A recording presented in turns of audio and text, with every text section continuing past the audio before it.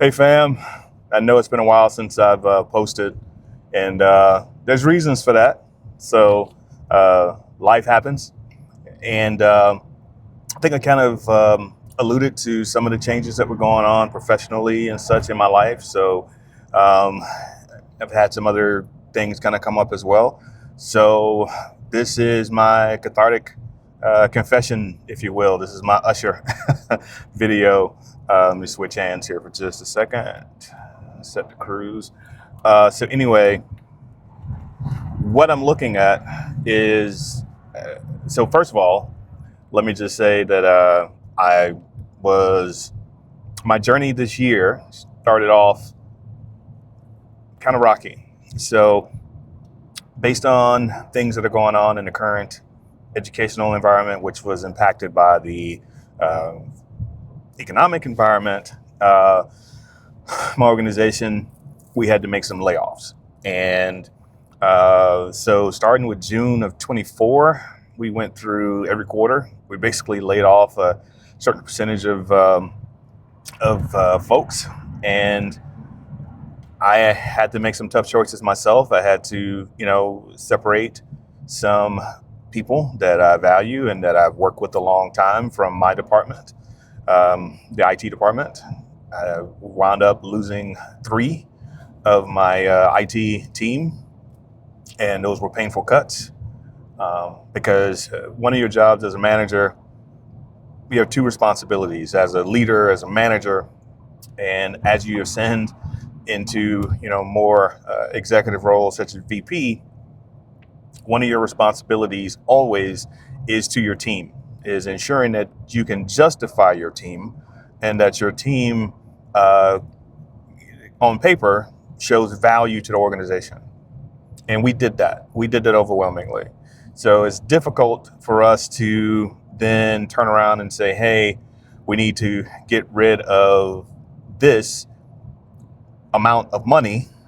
And contrary to what you may know about any business, the number one expense on the books. So let me back up just one hair. When it comes to IT is an expense. People pay for us. We are a luxury. That's why you see a lot of small businesses don't have IT departments because they can't afford us. We are red on the ledger, right? We always show up as liability. And how we add value, and I know some of you heard me say this over and over again, but I think it's important to reiterate it here, is that the way that we add value to the organization is through ROI, return on their investment in us. So when they empower us to do the things that we do with the network and with security and with productivity, we have to make sure that we can show those gains positively on the books. If we can't, then they get rid of us, and that's the way it works. So it makes it more difficult when you do have value, when you add value to the organization. And again, productivity, efficiency, communications, networking, security, all of those pieces that we add, we have to make sure, or innovation, we have to make sure that we continue to do so in a way that is recouped on the books in other ways. So your productivity increases, for example. That's a way that you can you're recouping money on the other side. You've increased efficiency with the staff, that they can now work more effectively, and then that turns into productivity. So those type of things mean that you can save minutes in communication by making more efficient, cost-effective communication methodology that allows you to take advantage of having information as quickly as possible, accessing it, and then being able to act on it. And in some cases, the goal is to do so at the same time, if not ahead of your competitors. So just throwing out just different business principles from an IT perspective that as a leader, as a manager, you have to consider. Okay, so it was difficult, right? I had to go through the books. Of all the expenses in any business, yes, IT is one of them, and that's a way that they may, as opposed to having, that's always the argument of, either build it or buy it. So you may have a organization that makes a decision that they want to have an in-house IT department. And you may have another organization that looks at it and say it's more cost effective to have to outsource it to an MSP and outsource. Neither one is necessarily wrong, and because there is no one size fits all. It's all about how it works for that particular organization at that particular time and place. So I don't question anyone who decides to go in one way, one direction or another. I just, as long as it is a right-sized solution to their product, to the problem, or to the organization, that's all that really matters. So we made some cuts throughout the year of 2024 into 25.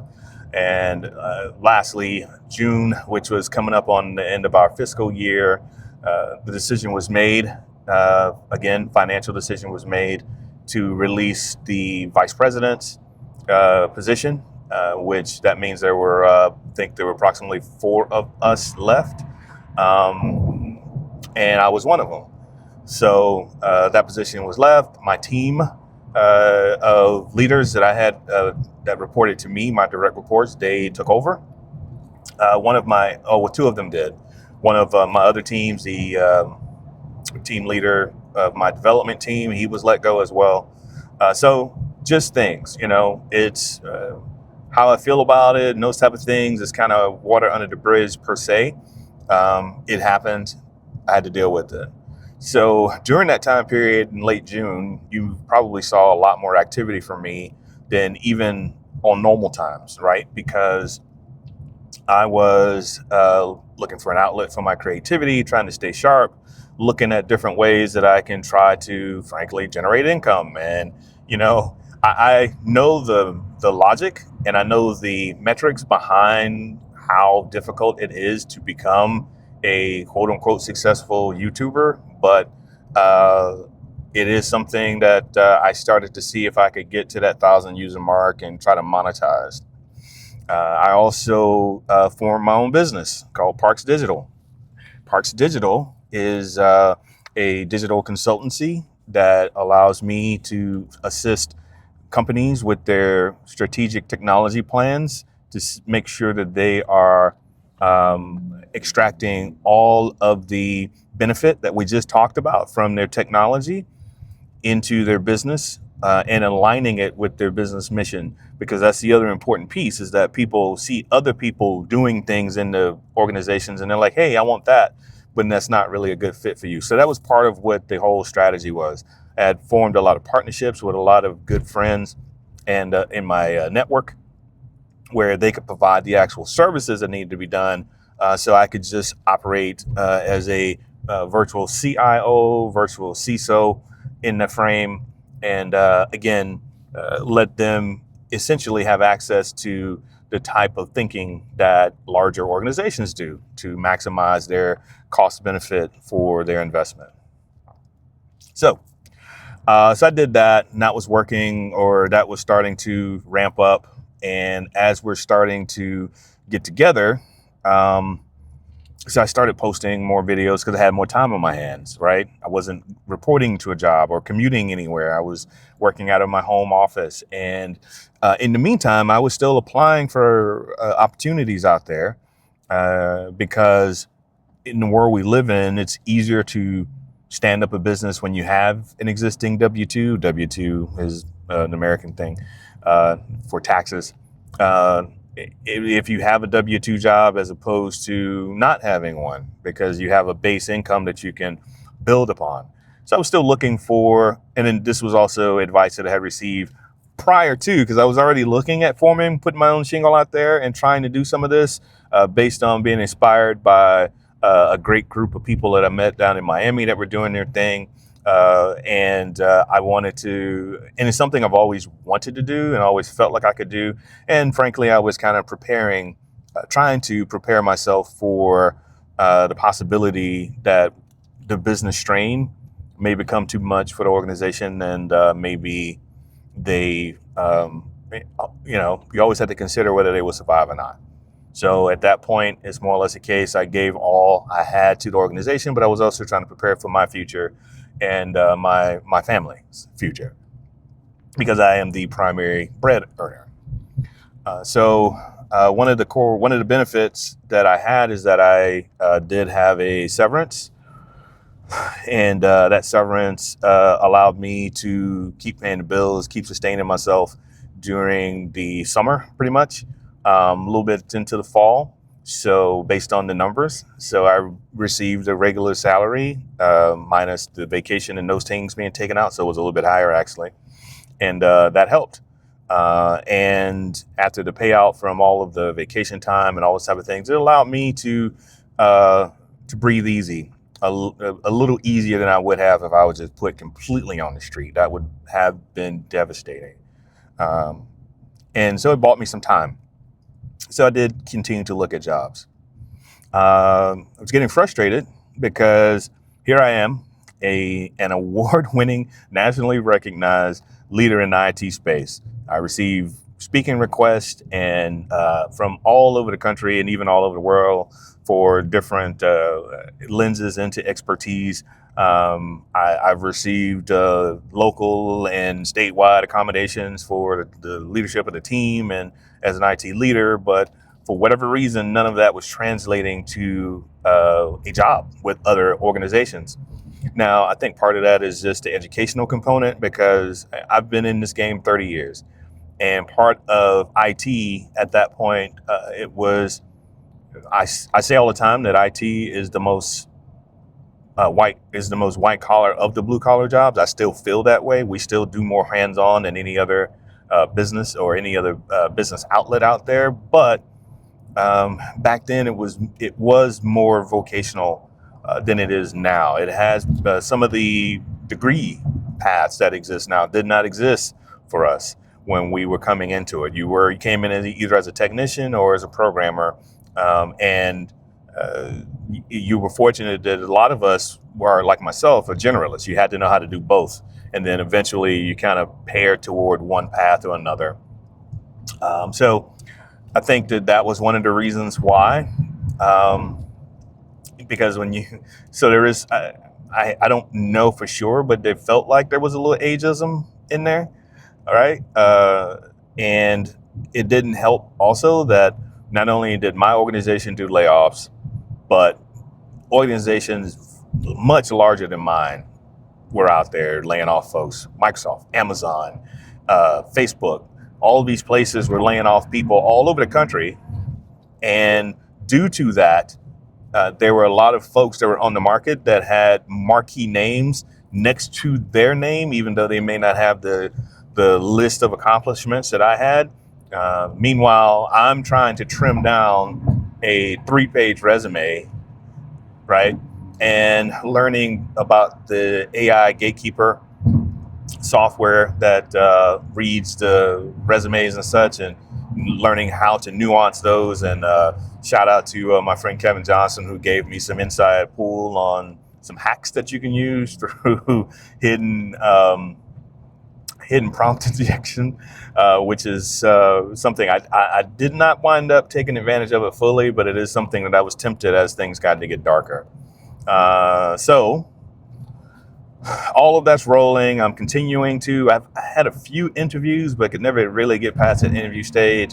Most of my resumes, again, were just kind of rejection letters, within a couple of weeks, which, that can wear on you after a while, and it did. But I'm still, I got to say, my family, particularly my wife, was very, very supportive. Has been very supportive. She's been a goddamn rock star through this thing. She never wavered in faith as far as either through the business or through the job market, that I was going to get back out there and start drawing an income. So she never had faith. She never lost faith, excuse me, in that. And I really can't say how much I appreciated that, and how much I needed it. Something else that I want to make sure that I do say. And because we had a lot of open conversations about this. And maybe it's a generational thing, but we all say that, hey, this is what I do, but it's not who I am. But purpose is a very, very important indicator for us. Purpose is a very, very important thing for us as humans. We need to have purpose. And going out every day, so that was one of the reasons why I kind of kicked up the podcast, which I am going to bring back now that everything's kind of settling down. But because I wanted to have some purpose as to what I was doing and still stay grounded and connected to the IT industry, still not completely just disappear from the face of the earth like some of my friends did once they went into this situation. Still have some visibility, so folks know that I'm still out there. And those are some of the things that came about. So from there, things started to gain momentum. I had people reaching out to me to form some other partnerships because they saw mutual benefit. They saw the reputation and the portfolio and said, hey, we could do this. I signed the customer for a short project level assessment that we could do and try to write them. They had to back out because of some personal issues where they couldn't come up with the full funding. And so there was that thing. And then, but again, making momentum because the partners were also doing the same thing I was doing, right? Is that they were taking a look at their situation. So I have partners who have their own cloud networking companies and partners that have their own cybersecurity companies. And the number one thing that they want is customers who actually know what their strategy is, because it helps them to tailor the solution and give them the best solution. And that leads to better buy-in. It leads to better adoption throughout the organization. And so they were looking to me as well at how we could partner to try to figure this out and bring opportunities to me. So the symbiosis of it was great. And I really appreciate them doing that. And just to say that I'm not completely out the game there. But I do want to make sure that they understand those type of things. One of the things I did do is I published like a white paper from an example, just on a random conversation with a family member about a law office and HIPAA. And then that led me down a rabbit hole to kind of not only show knowledge of what I could do for an organization, but then how I could pull those same partners in to try to help them scale up their organization for the best benefit. So everything was starting to roll. Keep right to stay on I-295 express lanes. Sorry. Everything was starting to roll pretty well. And then we started, I had a health scare in the family. No need to really get into what that was. But there was... Keep right to stay on I-295 express lanes. Sorry. There was a health scare, and that health scare really... Continue on I-295 express lanes for 3/4 of a mile. That half a mile. Merge onto Florida 9B South. That health scare helped to refocus me on prioritization of what was going on in my life. And so what I did is I took myself kind of off the grid, if you will, for a minute, and started to really hardcore hunker down on finally preparing for my CISSP exam. And so every day I spent, I cordoned off my time where the mornings and afternoons I would apply for jobs. And in 2 miles, use the right 2 lanes to take exit 2 for US 1 South. Schedule any interviewing and anything like that. And then beyond that, I would just spend 4, 5, 6 hours a day studying, reading the books, looking at videos, and trying to prepare myself better for those type of engagements. So, but I will tell you, one thing about this whole experience is that it got dark because that lack of purpose and lack of focus on a particular problem to solve, you do regardless to how confident you are, which a pretty confident person, you do start to suffer a little bit on the self-worth accord. Um, it just it's just true, right? And so again, having support systems in place really did benefit me. Uh, but it gets rough out there, and it plays with your head a little bit. So um, because you start to worry about being able to provide just at a base level. You start to have a Pavlov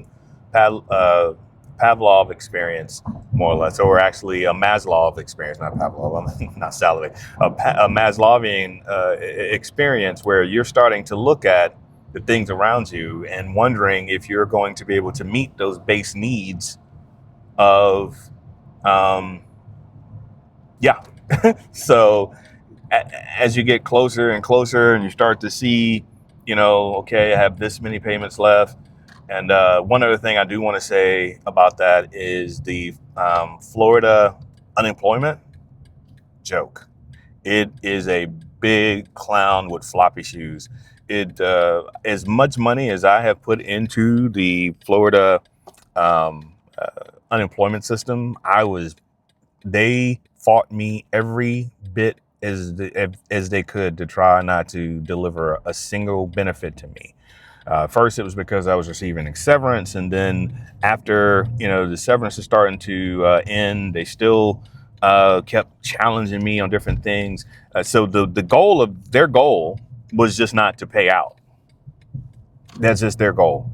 So I think that they should just be honest with that they don't want to pay out, and they just want to leave people where they are. And the maximum amount I was qualified for, maximum, was $3,000 total. So it's like $200 and something a week, I think it is what I qualified for. And I'm like, yeah, I don't know who could survive on that. I mean, that may cover like a light bill, right?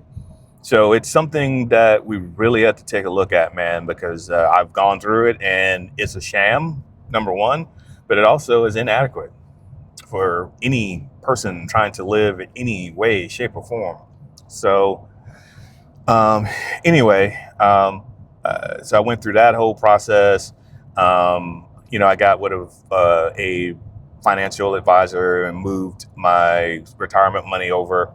That was another thing that we did, was take the money from finance and kind of move it somewhere, because I wanted to make sure. Route 1 south for 10 miles. Because I did want to make sure that I had that secured, but it was tough. I had money. I have enough money in retirement to where I could pay off my home, pay off my cars, and still be able to live for a while without having to go back to work. And I was at that point where I was like, hey, let's just burn the whole thing. Just cash it in. Go ahead and pay off the house. That way I don't have a house note to have to worry about, because the offers just were not there. Now, another thing I want to bring out is that there are some scams. And those of you who are committing scams on unemployed people, there's a special pit in hell for you. There really is. I hope that whatever God you serve, whatever demons you fear, show up at your house and they put the what's happening on you, because the bullshit where I've gotten, and this is elaborate, okay? I've had phone calls where people called me with opportunities for and interviewed me and took me through 2 and 3 levels of interviews, only for them to want me to pay for something at the end, or for them to take my resume and try to do all identity fraud, and you're vulnerable, right? You're excited. It's been weeks since you've heard from anybody, if not months, and finally somebody reaches out and you're like, yes, and it turns out to be some bullshit. God damn it, it really, really irks me, and I tell you that. Now, above them is that there is a whole cottage industry that preys on unemployed people. So the resume building business is ridiculous. The placement business, where a lot of the best jobs are hidden behind on the job boards, are hidden behind paywalls. So you have to pay 11, 12 bucks a month for you to get access to the best jobs.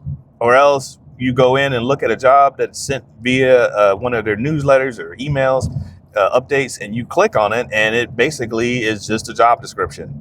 And they've hidden the job, so you can't circumvent them to go find out, okay, who is this that's hiring? I can apply directly. It is insane, insane market out there. And and I'm not proud to say this, I spent thousands of dollars. I had my resume reworked 3 times in 3 months. Just so actually, I had already had it done that earlier that year before I was laid off again, because anticipating if you stay ready, you ain't got to get ready. So I had already had that type of preparation, and still wound up getting my resume sent and sifted, and they take it through the little system, and oh, well, this doesn't show up and that doesn't show up. Ridiculous. It is insane. And then you wind up paying $300, $400, $500 for them to redo your resume, and to redo your cover letter, and to redo all of it, thank you letters and stuff like that.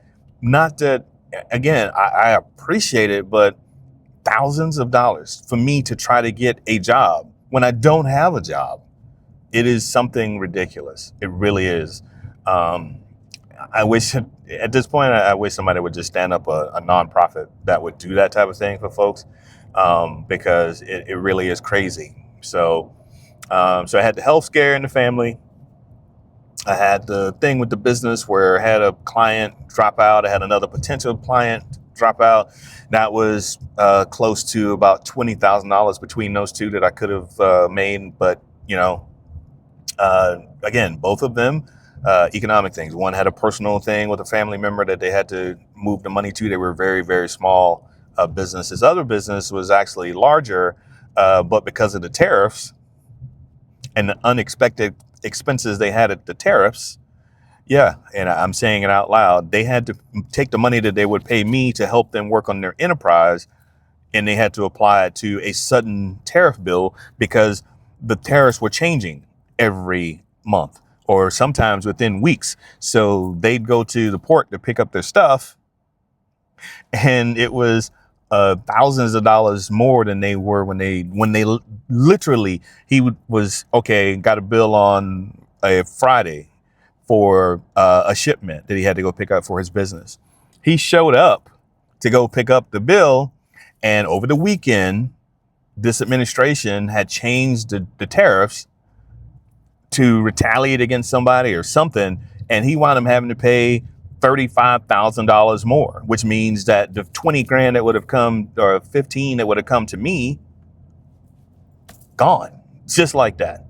So it, I tell you, man, it's hard out there for a pimp. That's what the song says, but it's actually true. So I moved. I kept, like I said, kept my head down, kept studying for my CISSP, which I still intend to take. But in the meantime, after all of the spending, after all of the looking and sending out hundreds of resumes and hundreds of rejection letters, I finally started to get some traction where I had a friend, and I won't say his name.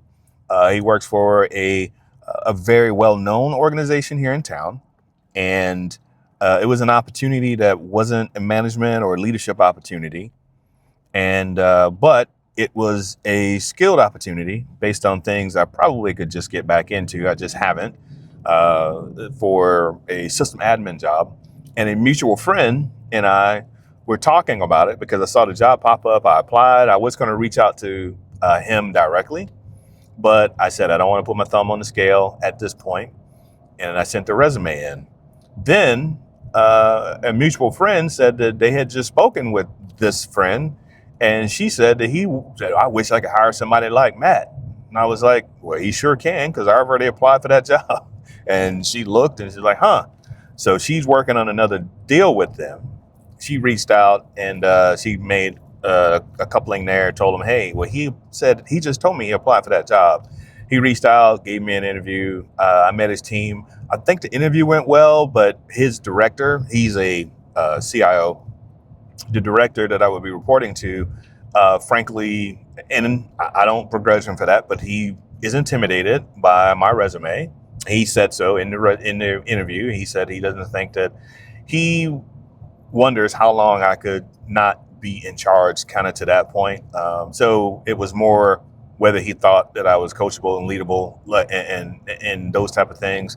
And I wasn't able to shake him off of that, I think.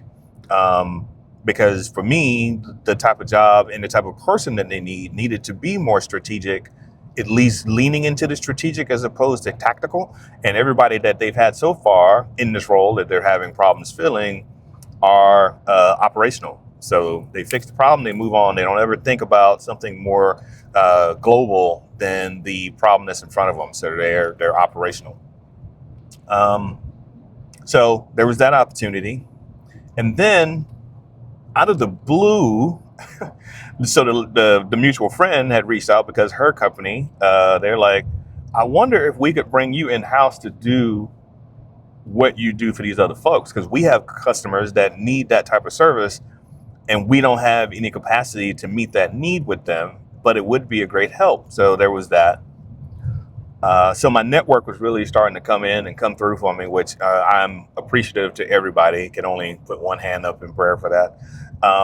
And then the next move was during this whole time period, I received and honestly, I did not know if it was a scam because I had so many scams reach out to me via LinkedIn. But I had a message come in from LinkedIn about an opportunity and something that I had never heard of called a strategic partner, which I later found out was an internal virtual CIO or fractal CIO. I think that's the new term. We don't use virtual VCIO no more. It's fractal, right? Or fractional. So that just basically means that you perform those services as a mercenary for different groups, right? So they reached out. They said, would I be interested? And I said, hell yeah, I'm interested. I looked at the opportunity. I looked up the organization. I looked up the person, because that's something else now that I do with anything I received at LinkedIn. Is whenever I see something from somebody, I do the full reconnaissance on that person, right? So I started doing the reconnaissance and looked them up, and everything seemed legit, but it's still, can't be 100% anymore, because I've had some other opportunities. My wife was sitting next to me when another phone call came in, and she's listening and she's excited about what these folks are telling me. But it was one of those things, as I got closer, my Negro sense started to tingle, that something was off about the opportunity. Something just didn't smell right. And turned out it was some bullshit. So that they wanted me to pay for this sketchy ass certification from some sketchy ass school before I could go to the job and that type of thing.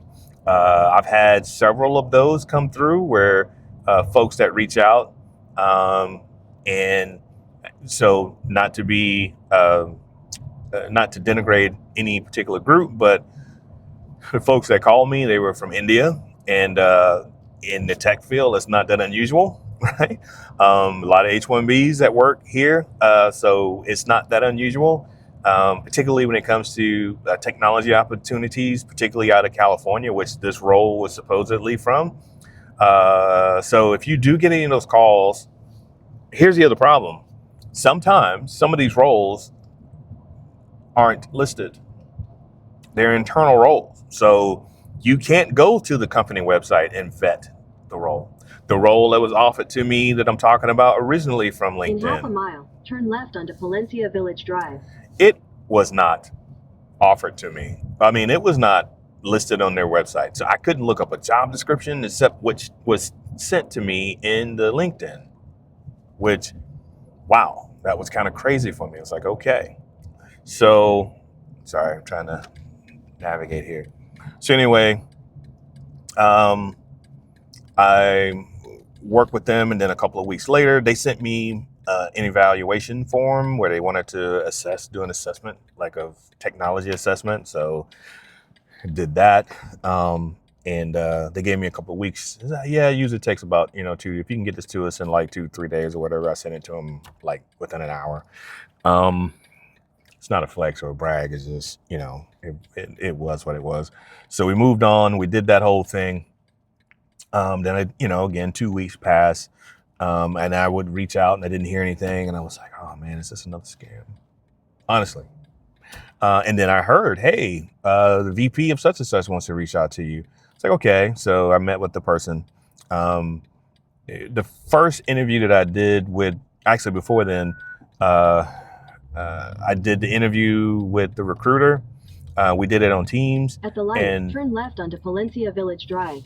She did not have her camera on, right? That was a bit of a red flag for me, but again, it was early morning. Palencia Village Drive for 1 mile. So I let that go. And then as we continue to move forward, a couple of weeks happened, and I didn't hear from him. So I went out to this other interview with the friends at this corporation, the CIO. And as soon as I conclude my interview, I receive a text message or a LinkedIn message from this group saying that the VP wants to meet me. I was like, wow, this is crazy. I'm about to go play the lottery. So I sent in, I get the text message. She said, hey, would you be available? I don't know why that happened. She said, would you be available for an interview? I said, of course. And I made the interview schedule. I met with the VP, and he is the person who's in charge of this strategic partner role. We met with him. Nice gentleman, cool gentleman, and we wound up again going overtime with our interview.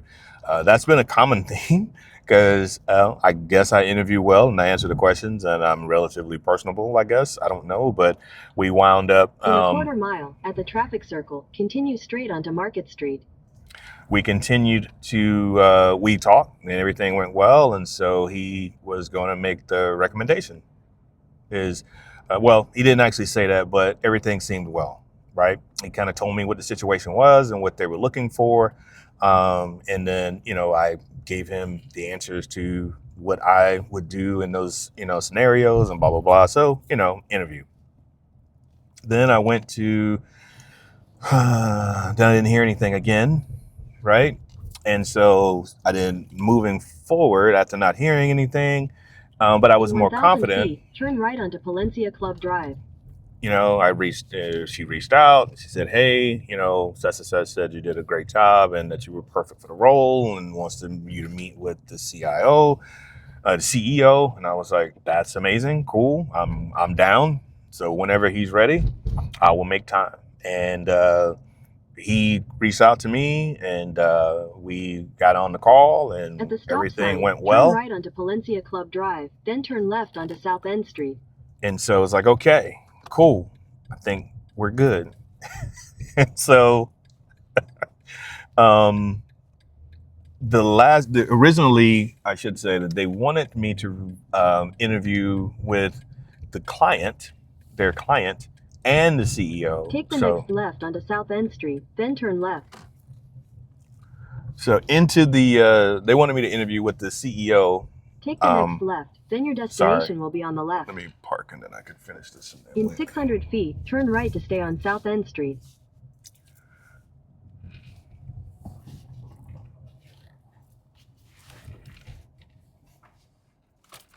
So anyway, they originally wanted me to meet with the client CEO and the CEO of this organization at the same time, but it didn't work out. So I met with the CEO. He was gracious. He was cool. We talked for a minute and dealt with that. And again, I did my thing. And again, I got another call saying, hey, everything's great. The CEO for the organization would like to meet with you. And And so I was there, and my CEO, he was in town. He came in and he did the introduction and met with them. It was a Friday. So based on it being, no, it was a Thursday or a Friday. It was a Thursday. So I met with their CEO on Thursday, and based on that conversation, they had uh, it was the weekend, so they were hoping to get his feedback for the weekend so that they could, make a up or down decision, because we're at that point now where it was like either yes or no. He reached out, I think so, Friday evening. I'm trying to think. We had yes, it was Friday. I received a call from a text message that everything had gone well. It was the following week, I think, is what it was. So it was a Friday. They went through the weekend. I think it was the Wednesday or Thursday of the following week. Sorry, as I'm coming together, I received a text message, late in the evening, like, hey, would you be available for a call tomorrow so that we can talk about some things? And we're like, absolutely. I had some things to deal with. My wife needed to help drive her to the doctor. So I said, I'll be in between, but I'll make sure to make some time. As she was having some, tests or medical things done. So we were leaving, and then the phone call came in while we were there, and she made the verbal offer, and I accepted. It was a little less than I was looking for, honestly, but it was a good opportunity. I think that I'm betting on myself, so it wasn't something where it was ridiculous or it was insulting. But it is what it is. I can see on their perspective also that there's that piece. Plus, I I pushed back a little bit. We moved the needle a little bit, but I don't have a whole lot of leverage, so when you negotiate from a position of weakness, you can come off as desperate. So there's that piece. So we moved on. I was supposed to get this cover letter or the offer letter over the weekend. So I'm sweating bullets at this point because I haven't received anything. And then so I waited until Monday to follow up. So I went through the whole weekend. I waited till Monday. I followed up.